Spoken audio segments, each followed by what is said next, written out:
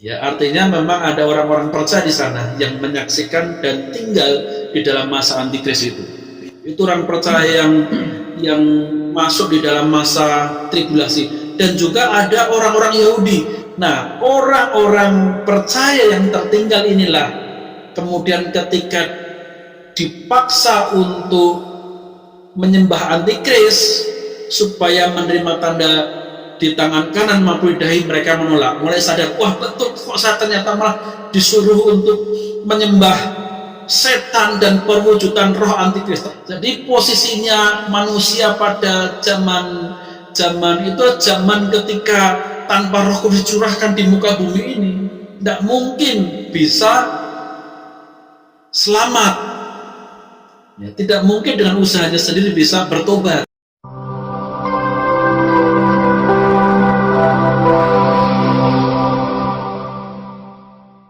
Shalom sahabat Lentera Injil TV, berjumpa lagi bersama kami dalam program Anda Bertanya Teolog Menjawab. Seperti biasa dalam program ini saya selalu ditemani oleh rekan saya, Lentera Injil. Shalom Lentera Injil. Shalom Pak Ferdi, bagaimana kabarnya? Puji Tuhan, baik luar biasa hari ini. Gimana Lentera Injil kabar hari ini? Ya, puji Tuhan, berkat doa Pak Pendeta Ferdi, ya saya tetap dalam perlindungan dan penyertaan Tuhan. Amen. Sehingga tetap sehat pada hari ini, bisa siaran pada program Anda Bertanya Teolog Menjawab pada hari ini. Ya, baik. Baik Lentera Injil, kita masih melanjutkan pembahasan kita ya berkaitan dengan antikris. Ya. Seperti yang saya sampaikan di akhir pembicaraan kita dalam video sebelumnya, bahwa apa yang dijelaskan oleh Lentera Injil itu menimbulkan satu pertanyaan. Apakah orang percaya ini akan ikut masuk di dalam masa antikris? Karena ini jadi pertanyaan sekian banyak orang bertanya-tanya, apakah saya yang percaya kepada Tuhan ini, apakah diizinkan Tuhan atau memang harus masuk di masa itu? Nah, saya yakin sekali pendengar setia Lentera Injil TV akan sangat menunggu itu penjelasan dari Lentera Injil malam hari ini. Silakan Lentera Injil. Ya, terima kasih Pak Ferdi. Ya, kalau kita melihat Alkitab secara keseluruhan mengenai hal ini, seperti yang sudah saya jelaskan kemarin, bahwa pembinasa keji atau manusia durhaka ini tidak akan bisa muncul, berani muncul, selama yang menahannya itu belum disingkirkan. Kita sudah berdiskusi kemarin bahwa ada dua tafsiran mengenai hal ini, yaitu yang pertama Roh Kudus, yang kedua gereja, itu yang menahan yang perlu disingkirkan. Dan ternyata sesungguhnya secara tafsir yang bertanggung jawab bahwa memang dua-duanya, ya, gereja dan Roh Kudus itu disingkirkan sehingga pembinasa keji bisa menyatakan diri muncul di bait suci. Ini pun juga berarti menunjukkan bahwa sebelumnya akan ada bait suci dulu dibangun sebelum pembinasa keji ini muncul. Jadi kalau bait kudusnya itu belum dibangun, berarti juga pembinasa keji itu pasti juga belum muncul. Nah, karena memang dikatakan ada bait suci, dia akan berdiri di dalam bait suci dan menyatakan diri dia sebagai Allah, bahkan Allah di atas segala Allah. Tetapi di dalam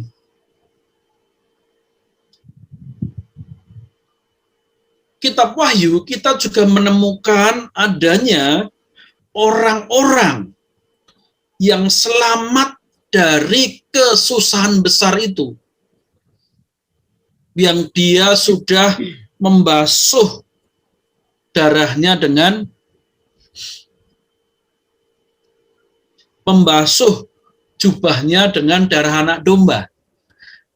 Orang-orang dari berbagai macam belahan dunia, yaitu ada orang Israel dan juga orang non-Israel di sana. Orang-orang yang keluar dari keusahan itu. Dan ternyata kalau kita melihat dari konteks itu adalah orang-orang yang lolos dari,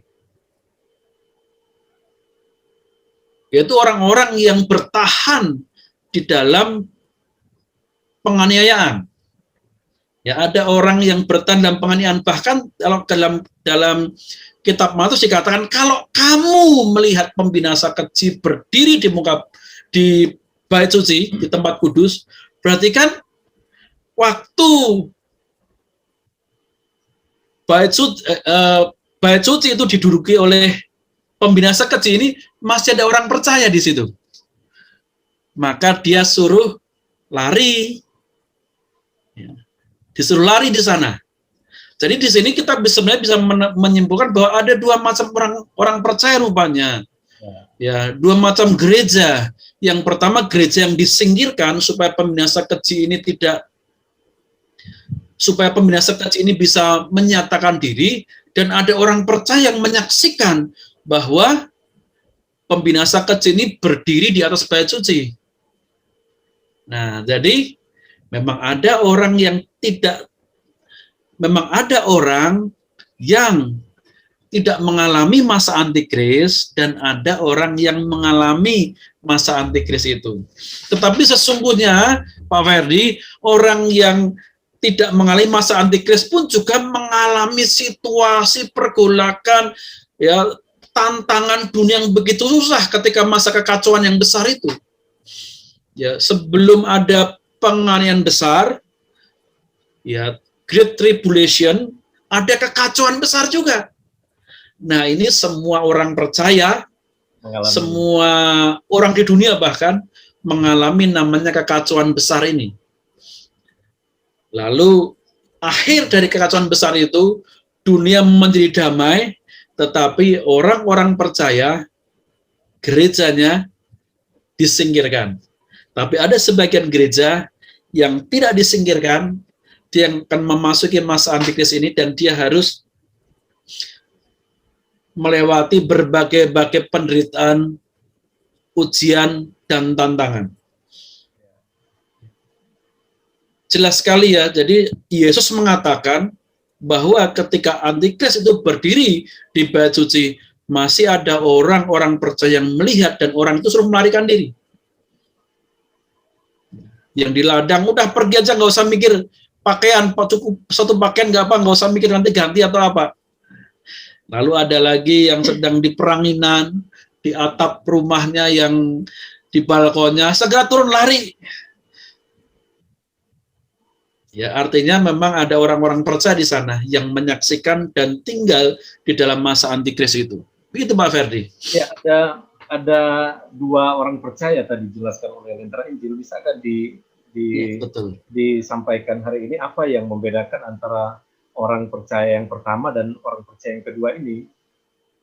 Gimana gitu kita bisa memahami ada dua orang percaya gitu yang disingkirkan sama yang akan mengalami ini?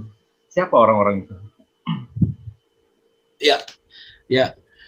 Pada masa kekacauan besar itu, ya, sebelum masa penganiayaan besar, itu terjadi begitu banyak kekacauan di sana.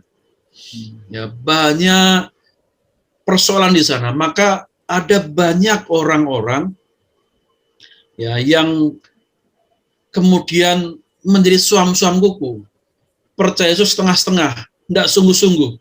Itu orang percaya yang masuk di dalam masa tribulasi. Dan juga ada orang-orang Yahudi yang sudah tertipu dengan Mesias palsu.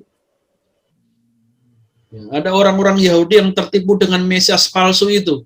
Tetapi ketika kemudian dia melihat tanda-tandanya begitu jelas, perjanjian baru, nubuatannya kemudian digenapi, nah itulah, ya, ada orang-orang Yahudi yang kemudian percaya Yesus di sana. Sekarang memang ada orang-orang Yahudi yang percaya Yesus, tetapi ini orang-orang Yahudi yang justru tertipu dengan Mesias palsu, tetapi dia akhirnya, karena waktu itu belum percaya Yesus, akhirnya ketika melihat situasi itu betul apa yang disampaikan oleh nubuatan Alkitab itu, mereka kemudian menjadi percaya Yesus, tetapi akhirnya mereka masih masuk dalam masa aniaya itu. Awal aniayanya gimana? Apakah antikris tiba-tiba berkuasa kemudian menganiaya orang-orang? Tidak. Jadi kita diberitahu Alkitab bahwa untuk mengatasi kekacauan besar, adanya wabah penyakit, adanya kelaparan, semua harus dibagi, akhirnya obat-obatan harus dibagi, harus dikendalikan, makan harus dikendalikan, sumber air harus dikendalikan. Maka kemudian si antikris itu memberikan tanda pada dahi atau pada tangan kanannya. Nah, orang-orang percaya yang tertinggal inilah kemudian ketika dipaksa untuk menyembah antikris supaya menerima tanda di tangan kanan maupun di dahi, mereka menolak. Mulai sadar, wah betul kok saya ternyata malah disuruh untuk menyembah setan dan perwujudan roh antikris. Ternyata betul apa yang disampaikan Alkitab. Dulu saya bilang, wah masih panjang, aku masih muda, masih senang-senang dulu. Ternyata benar yang dikatakan, ternyata orang-orang yang sudah sungguh-sungguh itu sudah mengalami pengangkatan. Nah, mereka kemudian dipaksa untuk menerima tanda itu. Nah, mereka kemudian melarikan diri. Tepat seperti yang dikatakan dalam Injil Matius. Ya. Semua tidak bertentangan, ya, tidak bertentangan.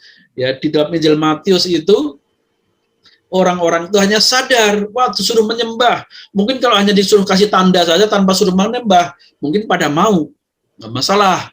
Yang penting bisa perut kenyang, dijamin oleh pemerintah, gitu. Ya, obat-obatan ada, perumahan juga dijamin, semua diatur, semua keuangannya. Tetapi ternyata disuruh nyembah, mereka sadar. Orang-orang Yahudi juga sadar, loh, kami ini kan menyembah Tuhan, kok suruh menyembah Dia? Wah, enggak bisa ini. Mulai pertobatan yang luar biasa. 144.000 Alkitab, ya kitab Wahyu menyebutkan 144.000 Ya. dari orang Yahudi yang dimeteraikan. 144.000 itu juga perlu digali lagi apakah benar jumlah 144.000 atau itu simbolis mengenai 12 suku yang dikali lipatkan, ya, dilipat kali gandakan dari suku-suku di Israel yang diselamatkan. Plus tambah lagi ada begitu banyak orang yang tidak terhitung jumlahnya yang bukan orang Yahudi. Ya. Ya. Yang mereka membawa meterai anak domba, tidak membawa meterai dari antikris. Ya. Di dahinya tidak ada meterai antikris, tapi di dahinya ada meterai anak domba. Orang-orang Yahudi itu tidak mau terima meterai dari antikris, jadi mereka digantikan dengan meterainya meterai anak domba di sana. Pemeteraian oleh Yesus, yang tidak mau, yang dimeteraikan oleh antikris tidak menerima meterai dari Yesus. Ini sebuah perbandingan, ya. Jadi ada orang-orang tertinggal yang tidak mendapatkan meterai dari antikris, yang akan dimeteraikan sebagai miliknya Yesus. Ya. Nah, inilah ya dua kelompok orang Kristen, yang satu kelompok yang disingkirkan karena mereka orang-orang yang mengandalkan Tuhan. Ya, tadi di video saya sebelumnya dikatakan bahwa karena gerejanya yang mengandalkan kuasa Roh Kudus itu akan menahan munculnya antikris, bahkan bukan menahan tapi menyerang pintu-pintu gerbang neraka. Nah, akhirnya orang-orang Kristen yang tidak mengandalkan Roh Kudus, ya, tidak mengalami persekutuan dengan Tuhan, tidak cinta akan Tuhan, tapi cinta akan dunia, itu yang ditinggalkan. Karena di dalam kehidupannya, ya Kristen sih Kristen, tapi benar nggak dia sudah diselamatkan? Benar nggak mengalami pertobatan? Ya. Atau bisa dikatakan orang-orang tertinggal lah orang-orang Kristen tanpa pertobatan. Ya, ya. Ya. Berarti bisa dikatakan bahwa pertobatan Israel secara bangsa itu terjadi di masa ini, ya? Ya, betul sekali, ya. Akhirnya mereka dihadapkan pada pilihan bertobat, percaya Yesus, atau pilihan antikris. Ya. Tidak ada pilihan lain. Nggak bisa katakan aku pura-pura percaya antikris, nggak bisa. Tidak bisa. Ya, tadi kan ada sesuai dengan pembahasan tadi bahwa ada dua golongan orang percaya, Yang satu adalah orang yang betul-betul hidup di dalam tuntunan pimpinan Roh Kudus, itu yang menahan sehingga masa antikris ini belum terjadi. Nah, apakah pengertian bahasanya perlu dipertegas ini? Apakah pengertian disingkirkan ini sama dengan artinya pengangkatan itu, rapture itu sendiri, atau ada atau di dua hal yang berbeda antara itu? Iya, memang ada orang berdebat kalau disingkirkan itu kan tidak, kalau diangkatkan ke atas, kalau disingkirkan ke samping. Tapi prinsipnya bukan masalah diangkat atau tapi sebenarnya dia itu dipindahkan dari dunia ini di satu tempat tertentu yang Tuhan sediakan, ya, dipelihara dari kuasa antikris, ya, dijauhkan dari kuasa antikris, bersama-sama dengan Kristus, dalam pemberian Kristus. Apakah diangkat atau disingkirkan? Tetapi memang ada kata bahwa akan diangkat. Ya, ada pengangkatan dan memang ada penyingkiran. Ya. Apakah diangkat itu bukan penyingkiran? Ya, seperti itu. Disingkirkannya pun juga pasti kan diangkat, kan, nggak ditarik, kan, nggak diseret juga. Ya, sebenarnya prinsipnya itu sebenarnya hanyalah seringkali bermain dengan kata-kata itu. Tetapi ada orang berpikir gini, kalau disingkirkan itu kan berarti dia masih di bumi ini. Ada yang mengatakan itu, yaitu di Firdaus. Ya, kalau diangkat itu berarti di langit-langit, menyongsong Kristus kali yang kedua. Ya, memang tempatnya ada memang di Firdaus. Ya, dipisahkan di Firdaus. Jadi memang diangkat pun juga di Firdaus, disingkirkan pun juga di baka Firdaus.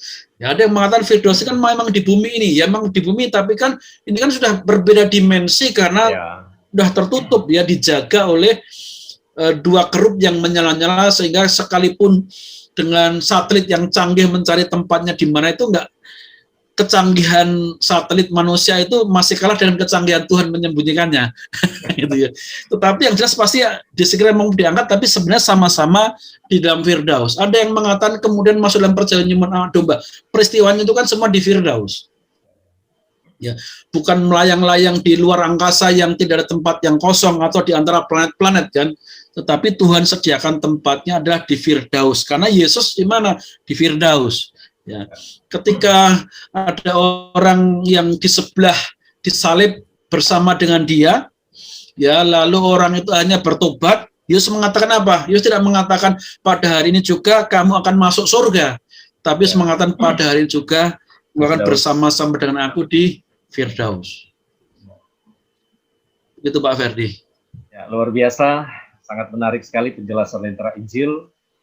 Tadi ada satu penjelasan bahwa orang yang percaya kepada Tuhan Yesus, dia menggunakan meterai anak domba. Dan orang yang pengikut antikris, dia menggunakan meterai antikris itu. Ya, itu mungkin tanda yang kita bahas sebelumnya, itu 666. Apakah ketika orang tersebut, ya, ikut dalam keadaan terpaksa seperti kita jelaskan, walaupun mungkin dalam keadaan terpaksa karena mengalami kesulitan, gitu kan, mengalami tantangan, penderitaan, akhirnya ikutlah menyembah kepada iblis dan menggunakan tanda itu. Nah, apakah orang yang sudah menggunakan tanda ini tidak akan bisa terlepas lagi? Tidak ada kesempatan lagi kah bagi orang itu untuk bertobat? Demikian juga sebaliknya, bagi orang yang tadi menggunakan meterai anak domba, apakah memang meterai itu mengikat dan tidak bisa lepas lagi, tidak akan bisa terpengaruh lagi dengan antikris itu? Gimana, Lentera Injil? Ya, baik ya. Sangat luar biasa pertanyaannya, ya. Tetapi kita punya jawabannya. Ya. Sebenarnya di sini dalam kitab Wahyu pasal 13 ayat yang 8 dikatakan, dan semua orang yang diam di atas bumi akan menyembahnya, yaitu menyembah binatang antikris itu dan negaranya dan juga naga. Siapa yang menyembahnya? Yaitu setiap orang yang namanya tidak tertulis sejak dunia dijadikan dalam kitab kehidupan dari anak domba yang telah disembelih. Ya, jadi prinsipnya adalah orang yang akhirnya menerima itu sebenarnya orang-orang yang memang namanya tidak tercatat di dalam kitab kehidupan anak domba. Ya, jadi bisa dikatakan ya, memang tidak mungkin lagi akan ada pertobatan di sana. Kenapa? Karena memang pikiran, hati, dan perasaan memang diserahkan sepenuhnya kepada roh antikris. Nah, sementara Roh Kudus yang menginsafkan orang itu sudah diambil. Ya, Roh Kudus yang menginsafkan orang sudah diambil. Jadi posisinya manusia pada zaman itu adalah zaman ketika tanpa Roh Kudus dicurahkan di muka bumi ini, tidak mungkin bisa selamat. Ya, tidak mungkin dengan usahanya sendiri bisa bertobat. Karena tanpa ada Roh Kudus sudah diambil atau disingkirkan tadi. Lalu bagaimana dengan orang-orang yang tidak mau terima? Nah, kita perlu tahu bahwa orang-orang yang tidak mau terima itu belum tentu juga dimenteraikan. Kita tahu orang itu dimenteraikan anak domba atau tidak, itu kan ketika dia begitu setia di dalam masaannya, dia begitu setia, tidak meninggalkan iman apapun yang terjadi, baru kita tahu, oh dialah yang dimeteraikan oleh anak domba. Sementara orang-orang yang nampaknya Kristen, nampaknya nggak mau terima, bisa jadi dalam pertengahan, bisa kemudian dia justru berbalik. Maka di dalam kitab Injil Mas dikatakan akan diserahkan oleh sesama sendiri, keluarga sendiri, saudara sendiri, bagian dari gereja yang mungkin dulu sama-sama orang melarikan diri, tapi akhirnya kemudian dia akhirnya kembali kepada antikris, yang memilih percaya antikris karena melihat penderitaan yang tidak tahan dengan penderitaan itu, akhirnya dia yang membongkar, menyerahkan ya orang-orang yang di pelarian itu. Begitu Pak Ferdi ya. Jadi memang tidak mungkin ada pertobatan di sana karena firman Tuhan mengatakan yang mau menyembah itu orang yang namanya tidak tercatat dalam kitab kehidupan, dan orang yang tidak menyembah itu orang yang namanya tercatat dalam kitab kehidupan. Sudah ada proteksi khusus dari Tuhan di sana. Walaupun orang tidak menerima awalnya, belum tentu juga, karena nanti pada prosesnya juga akan. Jadi orang-orang yang awalnya tidak mau menyembah antikris, kalau orang ini namanya tercatat dalam kitab kehidupan, pasti orang ini nanti akan menyembah kepada antikris pada ujungnya. Dan yang menarik di sini adalah barang siapa ditentukan untuk ditawan, ia akan ditawan. Barang siapa ditentukan untuk dibunuh dengan pedang, ia harus dibunuh dengan pedang. Artinya adalah orang-orang yang akhirnya menolak antikris itu, ada penentuan mereka harus melewati proses yang akan ditawan dan akan dibunuh dengan pedang. Ya, semuanya yang tersisa itu ada dua penetapan, akan ditawan atau dibunuh dengan pedang. Artinya mengalami situasi penderitaan dan penganiayaan yang besar yang dialami oleh orang-orang percaya yang dikerjakan oleh antikris. Begitu Pak Ferdi yang dinyatakan oleh firman Tuhan.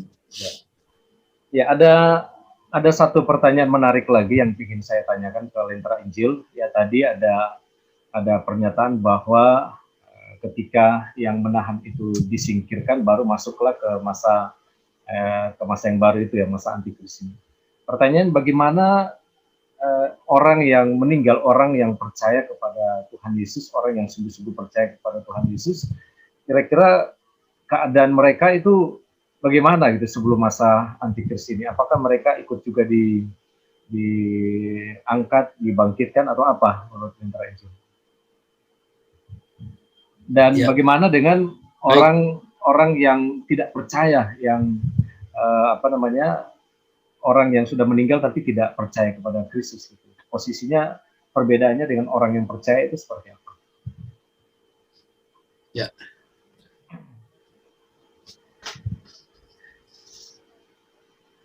Baik, terima kasih Pak Ferdi. Ya, Alkitab memberi jawaban dalam kitab Tesalonika, dikatakan bahwa ketika sangkakala berbunyi, sangkakala yang terakhir berbunyi, di situ dikatakan bahwa orang-orang yang mati, ya, kemudian bangkit, lalu artinya ya orang-orang yang mati itu bangkit karena hidup lagi, lalu yang mati bangkit itu kemudian bersama-sama dengan yang hidup diubah dalam tubuh kemuliaan, kemudian menyongsong Tuhan di awan-awan. Itu dikatakan demikian Pak Fir. Jadi orang-orang yang mati sebelum kedatangan antikris, dikatakan di sana bahwa orang-orang itu dibangkitkan, kubur-kubur, ya mereka dibangkitkan dari kubur-kubur, lalu orang-orang percaya hidup juga kemudian bersama seorang mati itu hanya diubahkan dalam bentuk tubuh kemuliaan, lalu menyongsong Tuhan di udara. Nah, inilah maka yang saya katakan tadi bahwa baik disingkirkan maupun diangkat itu sebenarnya semuanya diangkat juga. Ya, disingkirkan, diangkat itu sebenarnya hanya perbedaan bahasa saja, tapi prinsipnya mereka dipindahkan dari suatu tempat di bumi yang material ini ke dalam suatu tempat yang bukan lagi material karena sudah diubahkan dalam bentuk tubuh kemuliaan. Terus apa lagi tadi? Ya, kalau apalagi satu lagi tuh ya. Kalau posisi orang yang mati di luar Tuhan. Oh ya, lalu bagaimana orang yang belum percaya? Yang belum percaya mereka masih menunggu kepada kebangkitannya nanti, ya bersama-sama pada masa penghakiman tahta pengadilan putih, ketika Yesus mulai mengadili. Mereka akan dibangkitkan untuk mendapatkan pengadilan dalam pengadilan Kristus. Sebenarnya yang diadili itu bukan hanya mereka yang mati tanpa Kristus, tetapi yang sudah dibangkitkan pun nanti juga tetap dalam pengadilannya tahta putih anak domba. Hanya saja Rasul Yohanes mengatakan bahwa Kristus itu sebagai pembela, sebagai parakletos, ya penolong yang akan membela di dalam sidang pengadilan itu, sehingga orang-orang percaya yang sudah percaya Yesus ketika di hadapan pengadilan itu dia mendapatkan seorang pengacara, seorang pembela yang akan membela. Sedangkan yang tanpa Kristus, dia benar-benar menghadapi pengadilan tanpa pembelaan sama sekali. Ya. Akhirnya yang dengan pembelaan akan diselamatkan, akan tinggal bersama Kristus, sedangkan yang tanpa pembela akan masuk dalam murka Allah. Berarti ini penentuan gitu, surga neraka ya? Ini penentuan surga neraka ini. Ya. Maka dibangkitkan pada saat penentuan surga dan neraka. Ya. Nah, kita mengatakan kalau gitu mereka sekarang di mana? Ya. Itu yang dinamakan dengan Seoul, ya, atau dunia orang mati. Mereka di dunia orang mati. Semua orang, ya, semua orang mati masuk dalam dunia orang mati. Hanya saja yang di dalam Kristus ketika menjelang antikristus, berarti menjelang zaman baru tadi, ketika orang-orang percaya disingkirkan, gereja yang sungguh-sungguh, yang setia, yang mengandalkan Tuhan itu disingkirkan, maka orang-orang mati itu diangkat masuk ke dalam firdausnya Tuhan. Sementara yang lainnya masih menanti untuk mendapatkan kemurkaan Tuhan di neraka. Ya. Kenapa kok belum masuk neraka? Karena sebenarnya neraka itu bukan untuk manusia. Neraka itu untuk tempatnya penghukuman bagi setan. Setannya belum masuk neraka. Nanti kan ketika si antikris bersama dengan naga dalam kondisi hidup dilemparkan ke jurang maut bersama dengan para pengikutnya. Mereka masuk dulu, baru nanti para pengikutnya pada nyusul ke sana. Nah, makanya sekarang itu mereka masih satu tempat yang namanya dunia orang mati atau Seoul tadi. Begitu Pak Ferdi. Oke, baik. Sahabat Lentera Injil TV, kita mendapatkan penjelasan yang sangat jelas lagi malam hari ini. Ya, ingat telah disampaikan oleh Lentera Injil tadi bahwa orang yang sungguh-sungguh percaya di dalam Tuhan, mereka itu akan disingkirkan, tidak akan masuk di dalam masa antikris. Ya, dan orang yang masih suam-suam kuku, masih ragu-ragu, tidak sungguh-sungguh dengan Tuhan, maka bersiap-siaplah, siapkanlah dirimu karena kemungkinan besar engkau akan masuk di dalam masa antikris itu sendiri, seperti yang disampaikan oleh Lentera Injil tadi. Dan kita juga mendapatkan penjelasan yang sangat tegas, jelas sekali bahwa di masa antikris nanti, orang yang sudah menggunakan tanda dari antikris tersebut tidak akan ada kesempatan lagi untuk bertobat. Oleh karena itu, saudara, sahabat Lentera Injil yang dikasih oleh Tuhan, mari hiduplah lebih sungguh-sungguh lagi dengan Tuhan, percaya, hidup, taat kepada apa yang menjadi perintah dan ketetapan Tuhan, supaya kita mendapatkan apa seperti yang dijelaskan oleh Lentera Injil tadi. Penjelasannya sangat jelas, luar biasa, tetapi jika masih ada sahabat Lentera Injil yang mungkin merasa masih kurang puas, dan jika ada pertanyaan, jika ada pernyataan, silakan menuliskannya di dalam kolom komentar, dan kami dengan senang hati akan menjawab setiap pertanyaan ataupun pernyataan dari semua sahabat Lentera Injil TV. Kita akan berjumpa lagi di program yang sama dengan materi-materi yang tidak kalah menarik dengan hari ini. Sekali lagi dengan harapan semuanya itu untuk hormat dan kemuliaan bagi nama Tuhan. Tuhan Yesus memberkati kita semua. Shalom, shalom. Shalom semuanya.